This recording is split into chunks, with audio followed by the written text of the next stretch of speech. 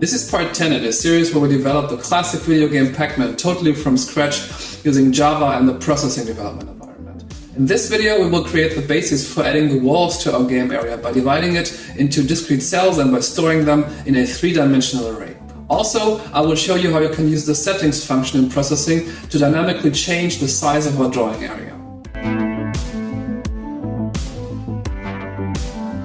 Hi, my name is Andreas from thefearlessengineer.com. My goal is to make your entry into the coding world a fun and fearless experience. In contrast to most textbooks and tutorials on the topic, we will not formalize the concepts and theories we use too much, but instead we concentrate on that direct practical application in real and interesting coding projects. If you're here for the first time, you might want to think about subscribing to my channel and also checking out the other videos in the Pac-Man series. Also, all my code examples and the resources I use in my videos are linked down below in my description box. So, let's start and dive right into it.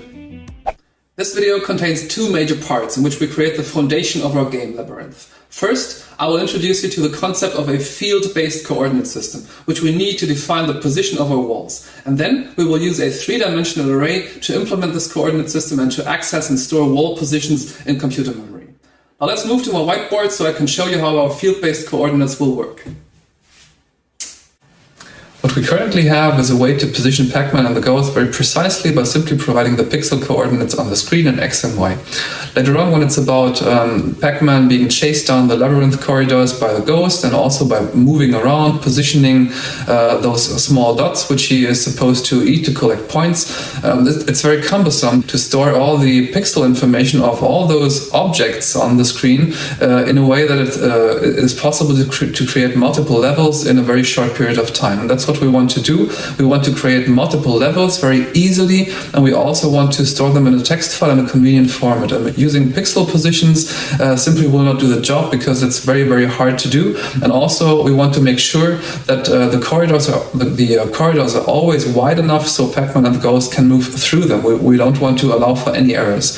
And in order to do so, we need a way to raster our game area into discrete fields which are wide enough for all characters to move through, and which makes it very easy to position characters and dots and everything very conveniently in the center of those fields. So let me illustrate what I mean.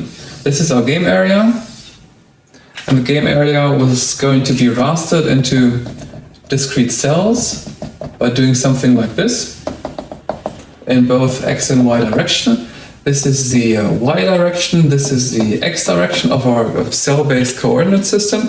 And if I want to reference, for example, this cell here, this is index 0, 1, and 2. In Y direction, this is index 0, 1, and 2 in X direction. And this cell can be addressed by providing the index 1 in X and 1 in Y. This cell would get the index 2 and 2. This would get the index 2 and 1, 2 and 0, 1 and 0, 0 and 0, and so on and so forth. I think you get the idea. And if I want to position a character somewhere in the center of a cell, I simply want to tell the program to put him, for example, at position 2.1, and I want the image to appear right in the center of this cell here. And also because this chapter is, or this episode is about drawing the labyrinth walls, I want to find a mechanism which allows me to say, okay, I want the field or the cell 1.1 to have a wall at the north side, and I also want a wall on the east side. And in this cell, I want a wall on the west side because it's the boundary of our game area, and so on and so forth. So what we need is a way to define walls anywhere on the screen, and later on we want to find a format which makes it very easy for us to store this information about the labyrinth walls in a text file, which we can simply load from file, and from there proceed by putting it into the program, putting it into a program parser, which breaks down all this information and then draws the walls according to the cell information we specified. In order to do this, we need to agree on a format, and this format is going to be X in cell coordinates, Y in cell coordinates, and then we want to provide information about, is it going to be north, east, west, or south. So 3 columns. This is the first dimension. This is the first column. This is the second column. This is the third column.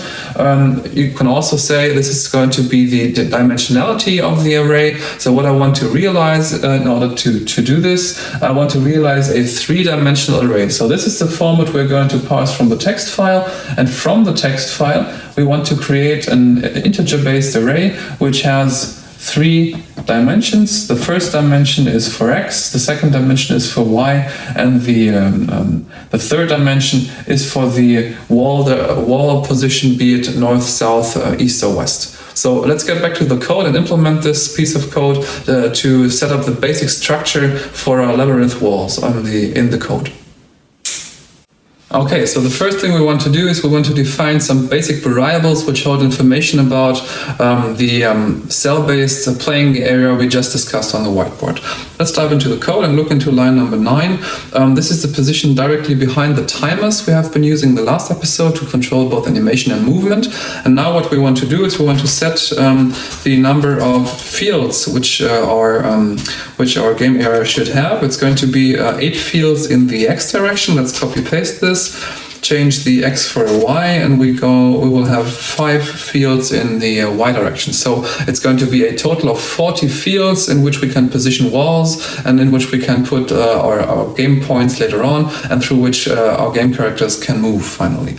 Also, what we want to do is we want to find a way to transfer between pixel coordinates, because that's what we need to draw the images and everything, because that's what processing in Java needs in order to correctly call all those functions.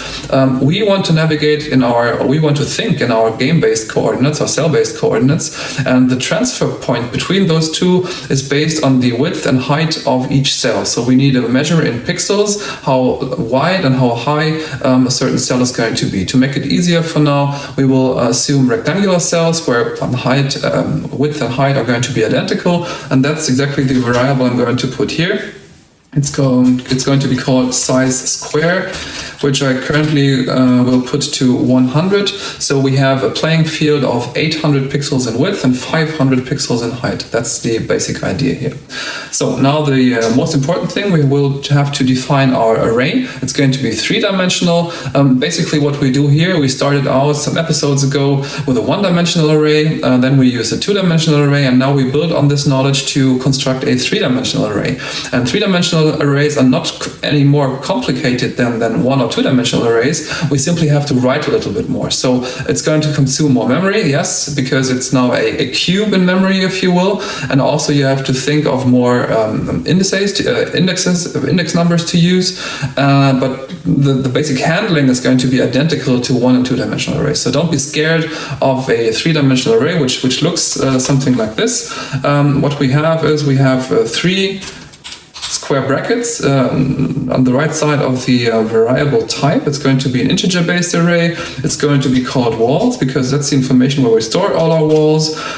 We need new as a keyword. We need integer as the indicator of the data type we will have here. And in the squared brackets on the right side of the equation, what we have to put there is information about the size of each dimension. So the first dimension is going to be num fields in x, the second dimension is going to be num fields in y, and the third dimension is going to be 4, and we're going to put in the comments how we want to define this. 0 is going to be north, 1 is going to be east, 2 is going to be south, and 3 is going to be west. So based on those numbers in the third dimension, we can simply decide later on which side we want to draw the labyrinth walls, north, south, east or west. So that's basically the setup of our basic variables. What we have to do now is we have to change the size of the game area according to the number of regions we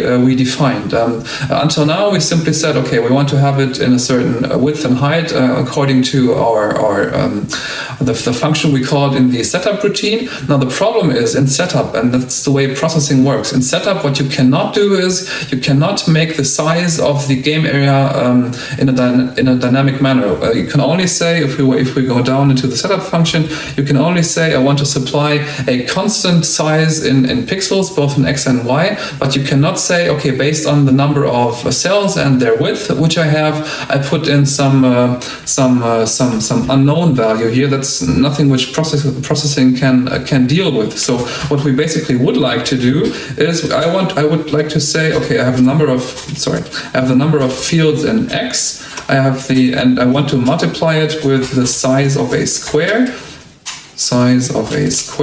I also have the number of fields in Y, and I would also like to multiply this with the size of the square, and that's what I would like to do. If we try to start this program, then we get the message that the size of this sketch could not be determined from the code, and we are only supposed to use numbers and not variables for the size command. So that's a basic problem we have here, but nonetheless we want to adaptively resize our screen based on the number of cells which we have. And the solution to do this is a further default function which processing in its version 3 provides to us. It's called settings. It sounds very similar to setup, and it's a way or a position where the program structure of the processing makeup, which is all around what we do, is not yet 100% defined. We still have some flexibility, and that's the position where the program still accepts the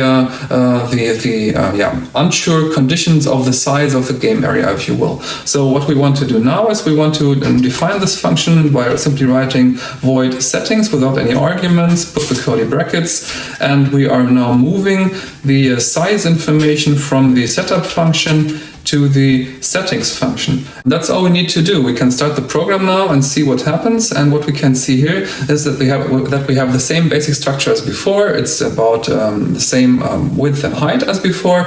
And if we decide to change the number of playing fields, let's say we go from 8 to 10, from 8 to 10 and from 5 to 7, what we should get is a much bigger playing area, which actually is what happens. We now have resized the playing area based on the number of cells we set in the code. So the next thing we want to do is we want to now position the characters we have until now, one Pac-Man, one Ghost, in the center of all the cells we just created. Let's maybe revert back to 8 and 5 because that's much easier to handle than 70 cells. And now let's move to my whiteboard to check out how we can actually compute the correct position in the center of each cell by adjusting the image position we have to use in the draw function. So let's move back to the whiteboard very shortly to see how we can make this pixel conversion.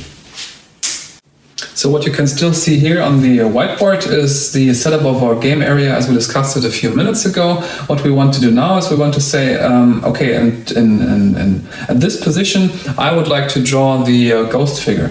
So how do I get my ghost to this center location? I have to take into account the size of the square, which we defined here. This is the variable size square. And I have to take into account the index number of the cell at which I want to paint my ghost figure in this case. And I simply have to multiply it. So if I want to get here to this position, I have to take into account 1, 2, 3 times the size of the square. As you can see, the index is 0 based, so also I do not need 3 times this index, because if I had this, I would get to this position here, and I only want to get to the center location of the third cell. So let's stick with this index here. In order to get here, I have to simply take the cell index 2 times size square. And as we are currently using the center of images as their coordinate center, I have to add half a cell width. So to cover this remaining piece here, I simply say, okay, plus 0.5 times 0.5 the size of this square. This can be simplified. We can say, okay, 2 plus 0.5 times the size of a square. And this here, this is the index number. we are looking for. So this very straightforward formula, this helps us get into the center of each cell, at least in the Y direction. The same holds for the X direction. We can simply copy paste this formula in the code, and if we apply this to position our characters, we can simply load those cell index numbers from a file or provide them in the source code, and then position the images directly in the center. Let's quickly move back to the code to implement this right away. So the place to go to implement this is the setup function. This is the place where we now define the default position for our game characters. And instead of saying we want 100 and 200 pixels for Pac-Man and 200 and 200 in X and Y for the Ghost, we can now implement the formula you saw on the whiteboard. We want to put the index of a cell. Let's take the first cell, or maybe the second cell, add half a cell width and multiply it by size square. That's all we need to do. Let's copy paste this code. Go down here to the second dimension, to the Y dimension, and also let's stick with it, the second cell, and directly in its center. The Ghost is going to be shifted to the right.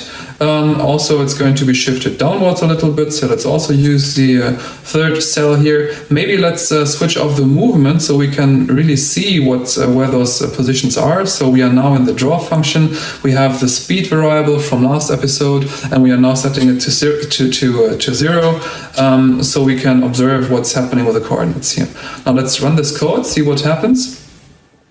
And what we can see is that Pac-Man and the Ghost, they are shifted down compared to where they were before. And in order to really make sure that they are within those cells, let's change the coordinates a little bit. Let's say, okay, Pac-Man should be centered in the first cell, which should be in roughly this area here, because Pac-Man is 90 pixels in height and our cells are 100 pixels in height. So it should be about the height of the Pac-Man figure. And if we change the Y coordinate of Pac-Man to 0, let's run the code again.